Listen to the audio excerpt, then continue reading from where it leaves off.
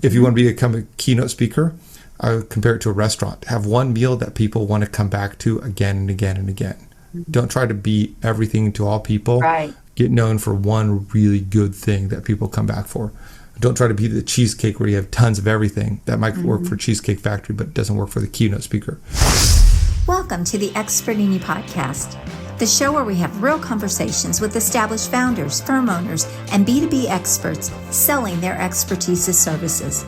We talk about what's happening now inside experienced businesses where positioning, influence, and growth directly affect opportunities and contracts. I'm Ann Carden. Let's get into it. Hey everyone, welcome back to another episode of Expert in You podcast. I'm your host, Ann Carden, and I have a great guest with me today. He has such a great story, and I'm super excited to have him on. Mike Acker, welcome to my show. Thank you so much, Ann. Great to be here with you and your audience.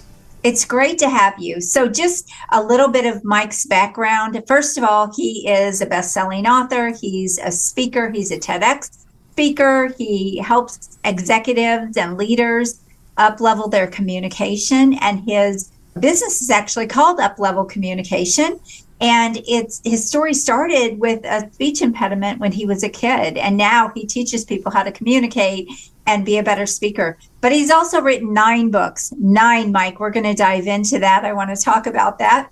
And so he just comes with so much experience, and he's doing some great things out there. And we're going to dive into his business and his expertise and talk about some real strategic insights that you can take away for how you can build and grow your business as well. So I'm really excited to have you, Mike.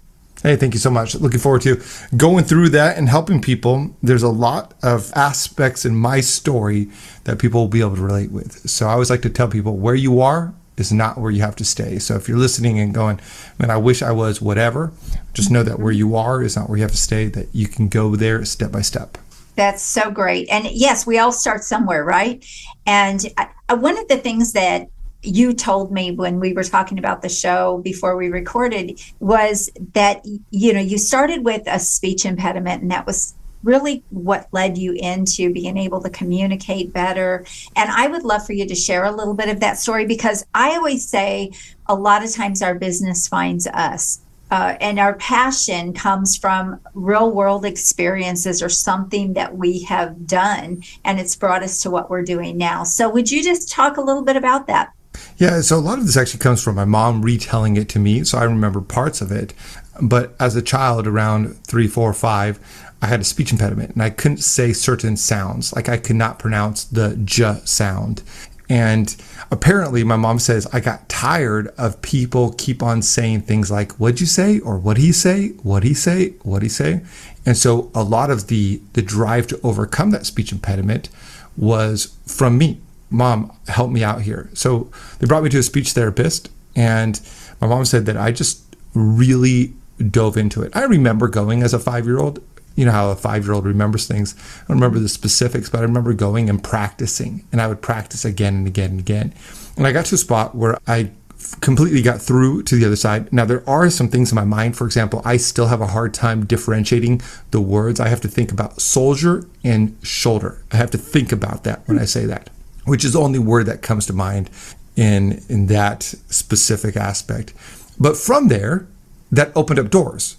So I always tell people that communication, public speaking is a door opener. That when you have, think about this, like there's different keys. If you didn't have a key, you wouldn't be able to open certain doors. But if you get more keys, if you get the master key, it opens up all kinds of doors.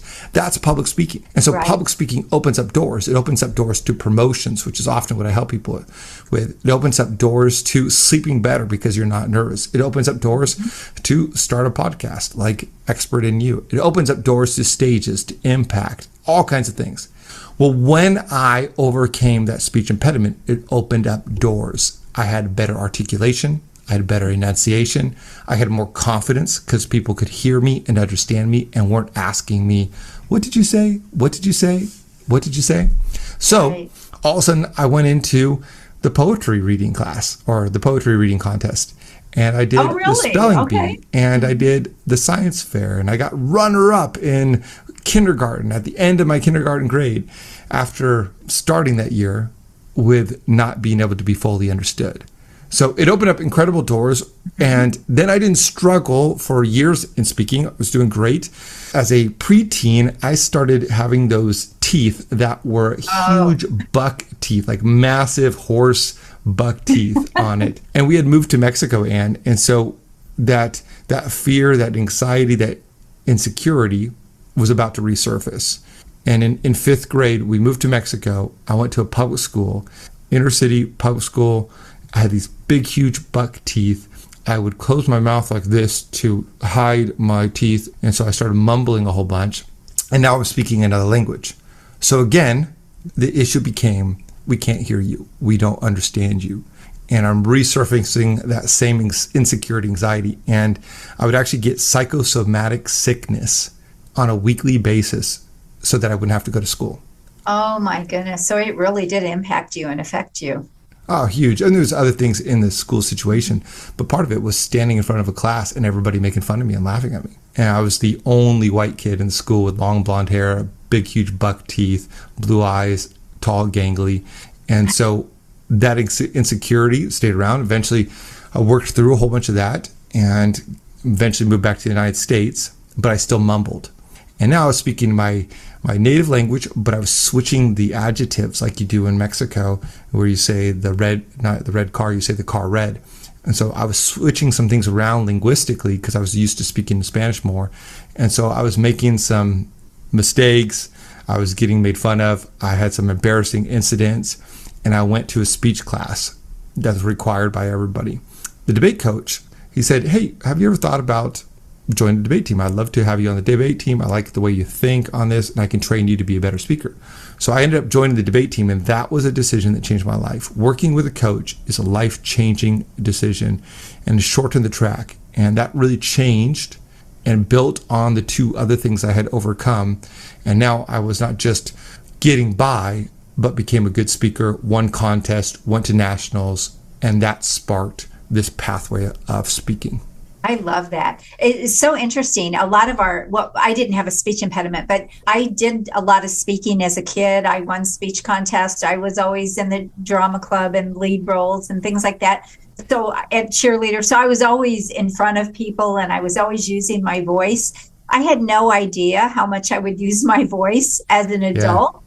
But especially in this business in particular, but all the businesses that I have built, I started those businesses because I would get out in the community and I would do public speaking to build that brand and build that awareness of my businesses. And so I totally agree with you. It is such a skill set that when you know how to do it, it will just change your life. It will literally change your life. You have so many opportunities opened up to you. And the one thing that there's a saying, right, that people are more afraid of public speaking than they would rather die than speak publicly. And I really believe that if people understood that it's a skill set that anyone can learn, just like you learn to read or to write, and you get to where it's comfortable, it becomes so much fun to do it. And just the opportunities that open up to you. So it was just interesting how you talked about as a kid, the debate club, very much the same story for me and what it has done for me as well. It's so interesting when you talk about the skill set part and just that ability. I think a lot of times people push it off for a number of reasons. One is they're afraid of it, or they just don't enjoy it. And so, why should I pick up a sport if I don't enjoy it? And, it's what is it really going to do? So they underestimate it, or it's mystified and like, how do you actually do that? Or the effort aspects. One thing I always tell people when they feel like, what's the big deal on it? Or when I moved to Mexico, one of the common things I was able to do was just pick up basketball. Basketball was super popular growing up in Mexico in the 90s. You had the dream team in the United States. Amazing things were happening. So all the kids were watching it. And because I could pick up soccer and I could pick up basketball, and I wasn't the best, but because I could jump in there, it opened up doors. And that's public speaking. So if you don't have that, if I had not been able to play soccer, not been able to play basketball, that would have very much limited me. I met my best friend that I've had in life from basketball, just there. Neither of us were the best, but we were doing something together. So it opened up incredible doors. It opened up opportunities. It overcame insecurities, all kinds of things. When you can speak, whether maybe you're not the best in the room, like I wasn't the best in basketball, that's fine. But when it's a skill that you are proficient enough at, then you can volunteer to speak. You can lead a meeting. You can not be terrified being put on the spot. You can have all of these different things. And it is a skill set. Now, it's actually more than a skill set. I always tell people, and I wrote several books, as you mentioned there. One is called Speak with Confidence. If you're watching the video, it's this red and black one. And that was a traditionally published book. And I talked about the 3 different aspects of speaking. There's 3 different pillars. So one is the skill. So one is, do you know what to do with your voice? Do you know how to modulate your voice? Do you know how to use your hands? Or are you like Ricky Bobby? I don't know what to do with my hands. Do you know how to meet eye contact, use your body, project? And there's about 30 different softwares. And everyone out. Yeah. Oh, no. But there's about 6 that are really needed. Yeah. So, but there's a ton to it, obviously, just like soccer. Sure. Yeah, you know, the basics of soccer is pass and kick. You know, pass and kick and dribble, right? But of course, there's a lot more to it when you're watching the World Cup. So there are the skills, but then there's the knowledge component. Do I know how to go to point A to point Z? And that's all different aspects of it. And then it's the messaging. It's the what you are saying. So how do you say it? Your skills, what you say, and then who you are when you say it. A lot of times what people do is they switch into somebody else when they go into speaker mode. I probably saw this the most crazy when I was at a church, and I knew the guy who was a pastor. I had gone to college with him, and he stepped up on stage and he became a different person. I'm like, what in the world is happening here? Who is that person? Right. Yeah. And then I saw it with the client, and he was super fun and jovial. He's like, hey, Mike, how's it going? I go, hey, it's great. We're talking. And he goes in presentation mode, and he goes, all right, what I want to talk to you today about is this and this. And so sometimes what people do is they become someone they think they should become when they're speaking, instead of just becoming a more publicized version of themselves. Yes. Oh, I totally agree with that too. And also people do want to know you, and they want you to be real. And I think this is where people lose confidence too. It's like, am I good enough? Do I really want to show my personality? I'm typically a very energetic person. And sometimes, they always say you should mirror your guest. And I'm like, I don't do that very well because I'm typically an energetic type of person. And so that is just going to show up in what I'm doing here, whether that's on a stage or that's in a podcast. It is what it is. Now, I would love to know what you think about that. And do you feel like, oh, you should mirror? Yeah. So the concept for mirroring people, if they don't know that concept, it's that there's an energy level that's being put out, and that you should be much parallel to that. So if I come in, I'm like, oh my gosh, this is amazing. Then Ann would mirror, and she'd be like, oh yeah, that is. And if I come in and I'm just quiet like this, then Ann meets. Now, the huge part of this is, one, you are the host, so that's part of it. Right. So you're setting the tone and you're not responding to the tone. In a sales call, it's very important to more mirror and to use it. But you can also lead with it. Probably the best example of this is Jordan Belfont, the Wolf of Wall Street, wrote a book, and I read it many, many years ago, and I listened to it actually. And he does this whole thing where he talks about mirroring, and he does this fantastic thing where his son is ticked off and he's mad. And the son, I can't remember what the situation was, but he's super mad. And so Jordan comes in, and he's talking about mirroring. He uses this as an example. He talks about how you can lead with mirroring. And so Jordan comes in, and instead of going into his son and saying, son, calm down. So let's say that his son was at an 8 in terms of high, just out of control energy. Instead of coming in, like a lot of people going at a 2, calm down. That right there, the differential would have been so crazy on that what would have happened was the son would have been like, actually go to a 9. What are you talking about? I can't because of this, and this. And so Jordan comes in, and he comes in at a 9, and he goes, yeah, that's awful. I can't believe that happens. And he rages for a moment, which validates the emotions that his son has. And then he starts stepping down, and he goes to a 7.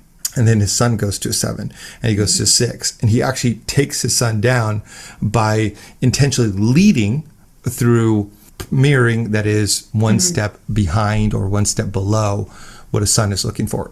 So you as a host, you're actually wanting the energy up. And so you're setting the thermostat so that somebody comes in and they're unintentionally, because a lot of people don't know about mirroring, they're unintentionally going up. And so if they were down here, they're actually going to go up here because your energy's there.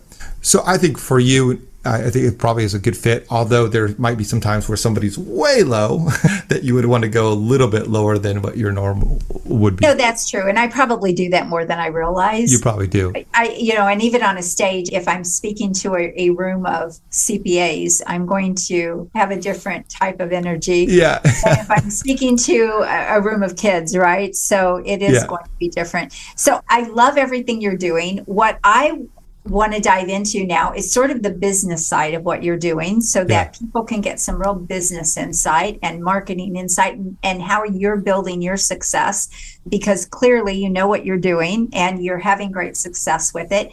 My first question, though, is why 9 books? I want to know your thinking behind writing 9 books.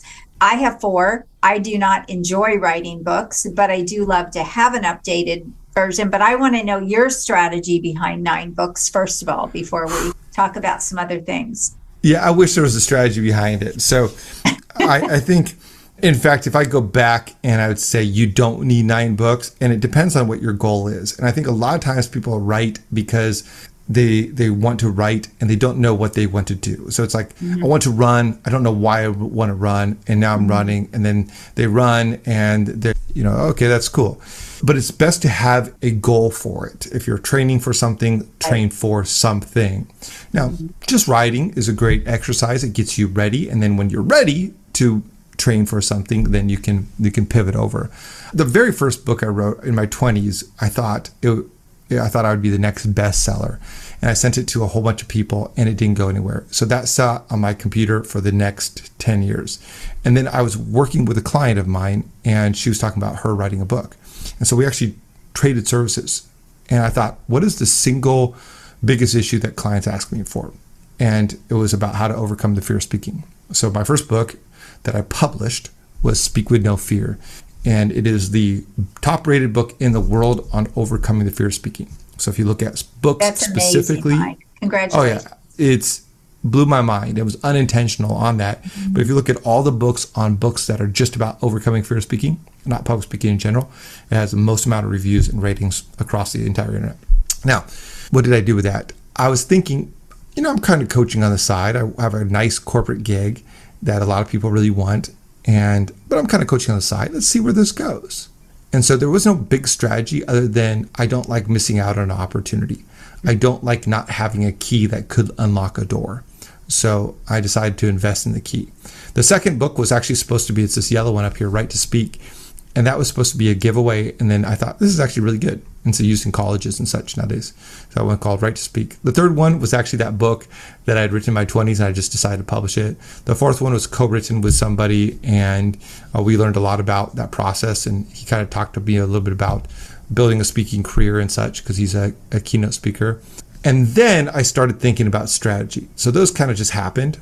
Yes, yeah. And it was not a good strategy.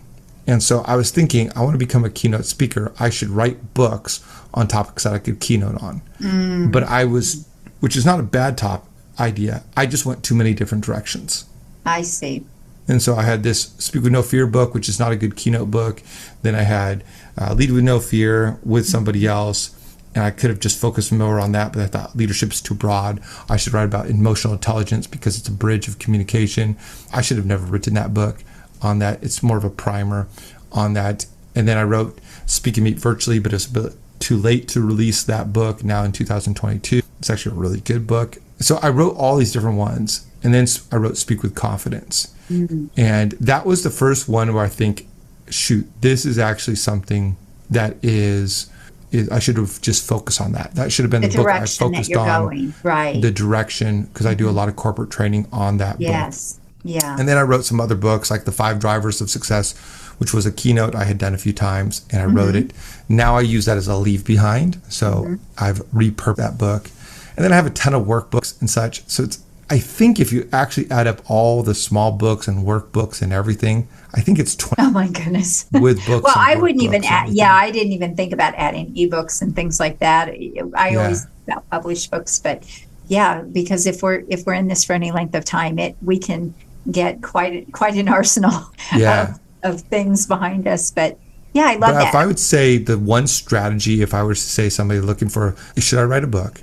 Really think through, what is it, kind of like what you were talking about earlier, what is it that is core to you, that's been part of you? Yeah. And where do you want to go with it? Do you want to do coaching? What's the end result you're trying to accomplish? Exactly. What's the end result? Is this a keynote? Is this whatever? And then really study how others are using it for that purpose. Like Alex Hormozy is using it to almost qualify people that he could later be someone that he invests in. Versus Mel Robbins, it's essentially her keynote on that.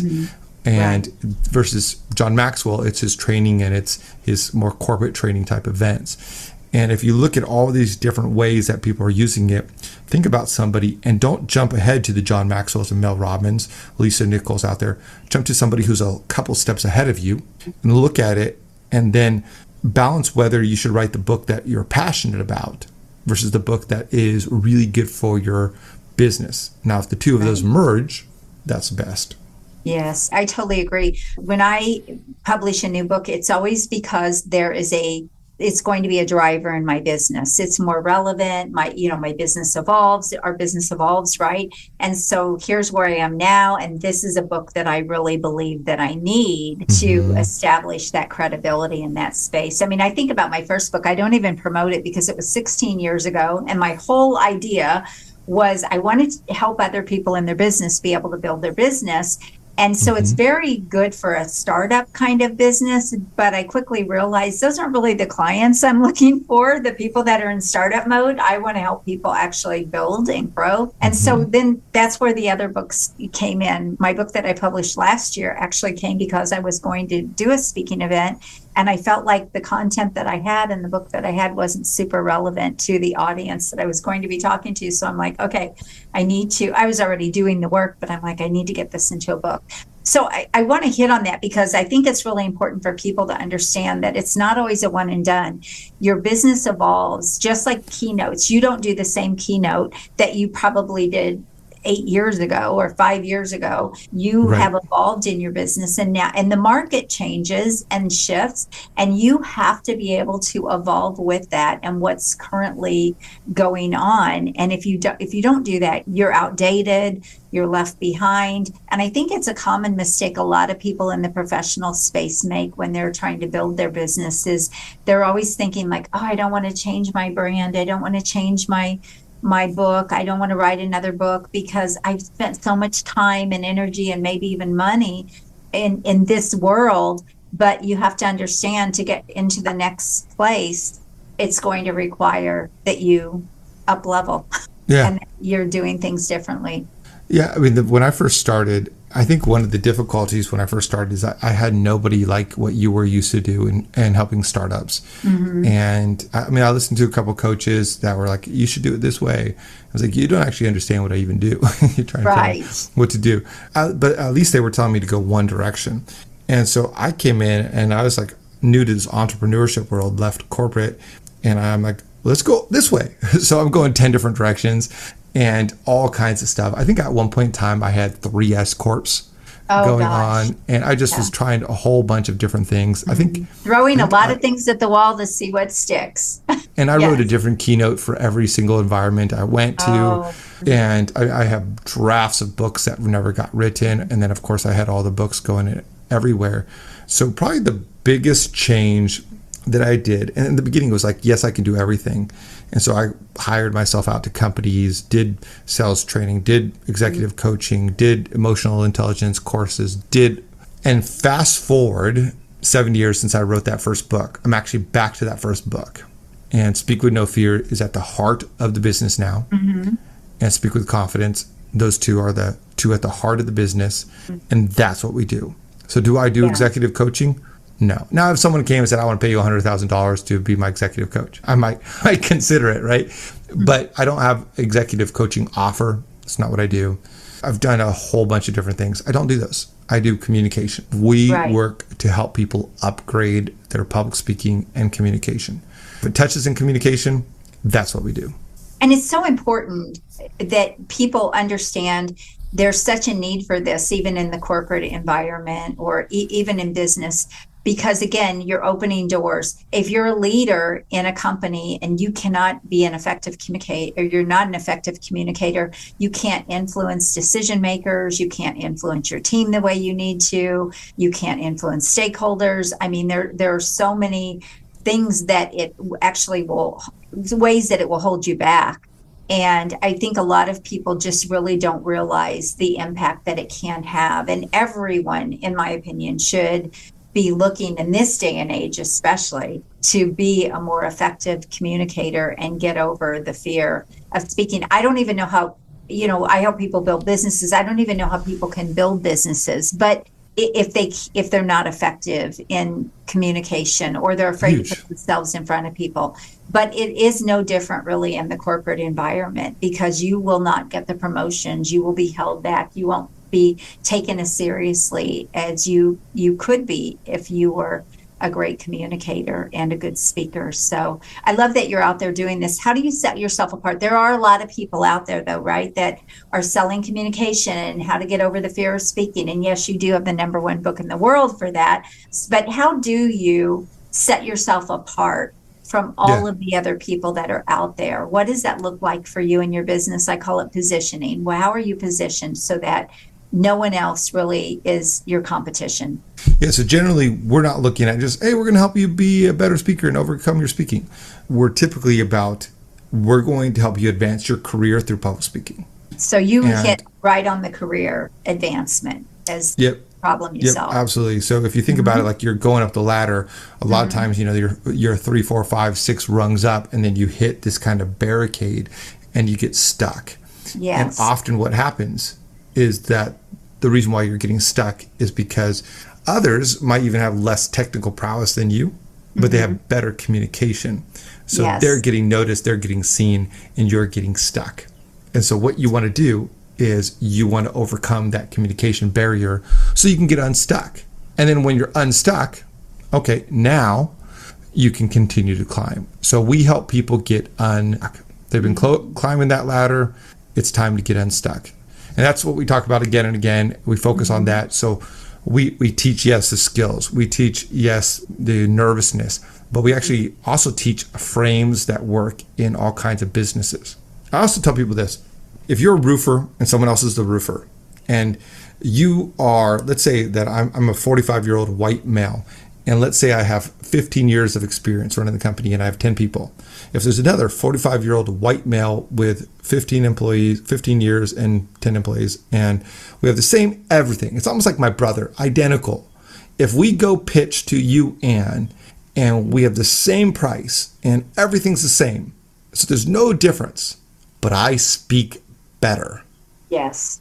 You understand me, you connect with me, my points get across. Yes. Who are you going to go with? Absolutely. No, 100%. It is just the way it is. It's just the way it is, right? Yeah. It is just so effective on so many levels. How do you get your clients now? How do you open the door to those keynotes? How are those things coming to you in your business? Let's talk real insights into your business, kind of peek behind the curtain, so to speak. Yeah, so I think there's two different ways. There's the passive and then there's the active. So on the passive side, those are not truly passive. It's the book that I'm promoting right now, Speak with No Fear, Speak with Confidence. It's the SEO that comes from being on a podcast. And so now I'm on a podcast. And now Ann writes, Mike Acker, guest, host, author of Speak with No Fear, Uplevel Communication. So that helps my searchability. So now that's passive in the sense of people are going to go find me, and now that helps my SEO from Beyond Podcast, search engine optimization, the GEO for your ChatGPT and such.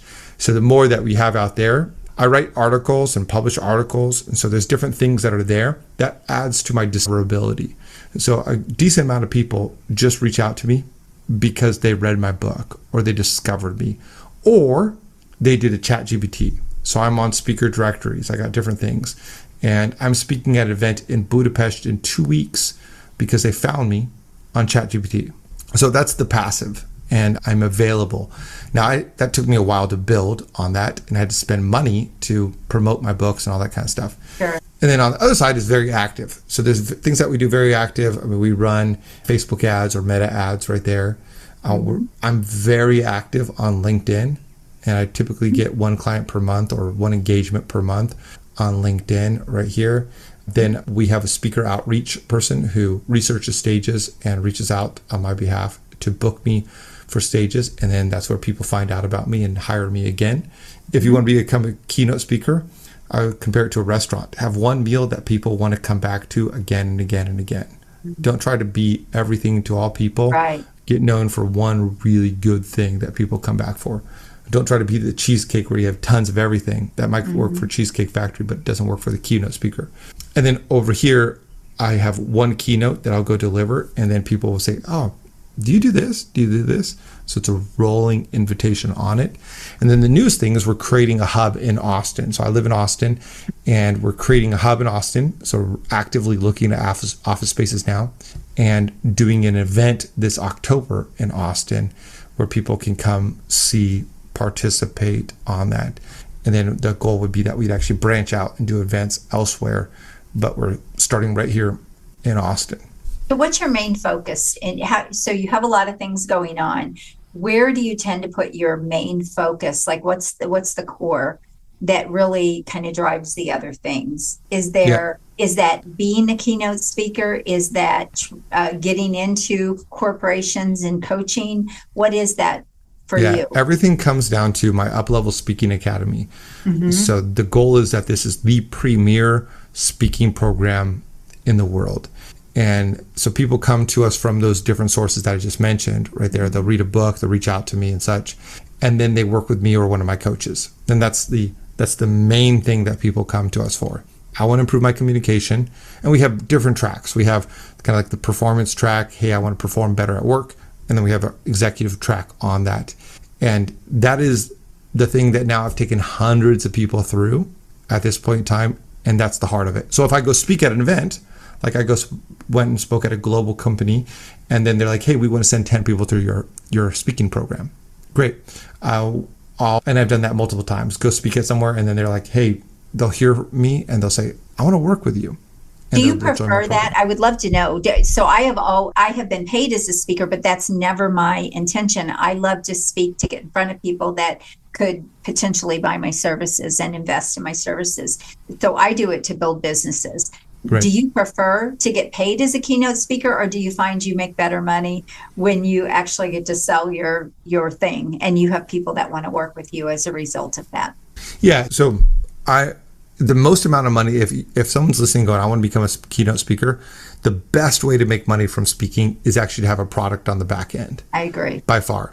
However, it's really fun to just go speak. Like the Budapest one, I'll probably pick up a couple clients from it. I'm just going to Budapest. I'm going to bring my son with me as my travel companion, and we're going to go speak, hang out with him on Tuesday night, do a workshop.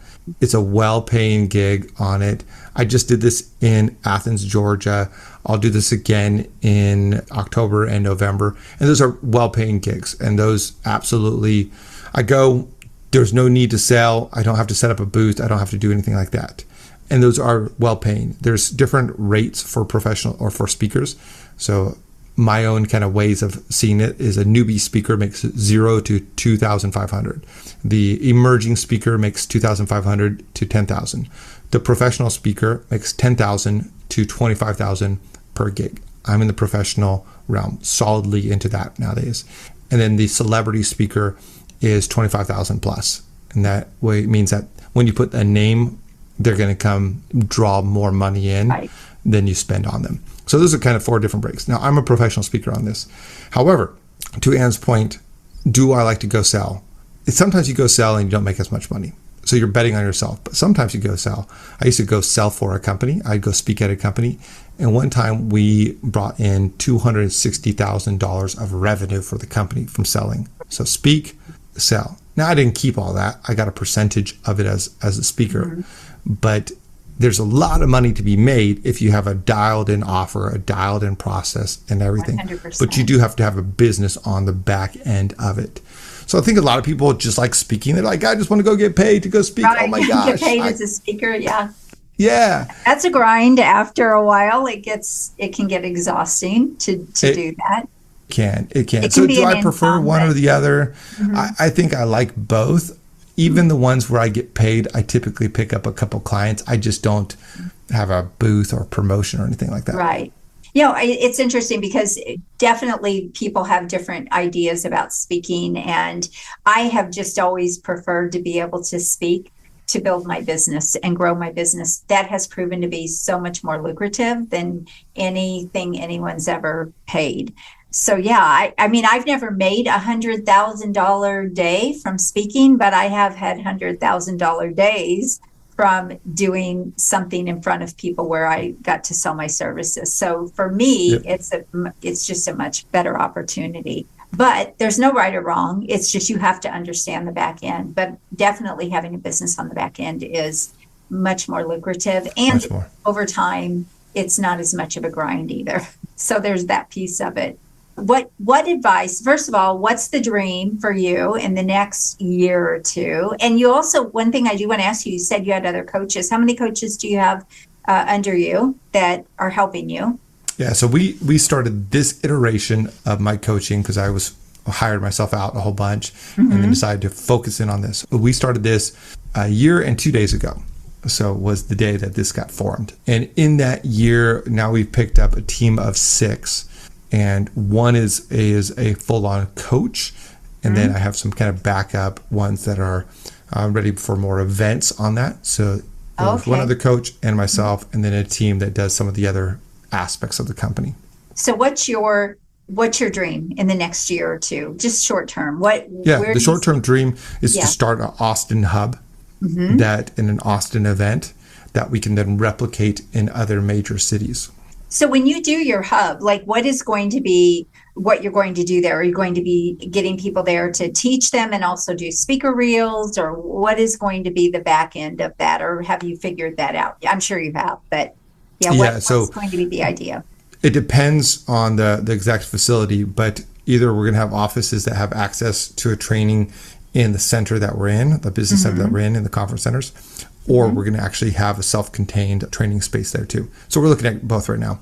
So the goal would be that we have actually places that people come in. So we'll have a Tuesday night professional development one, kind of like a Dale Carnegie type class, 8 weeks, come in, develop. It's typically something like $1,500 for the 8 weeks. Companies send people to it and such.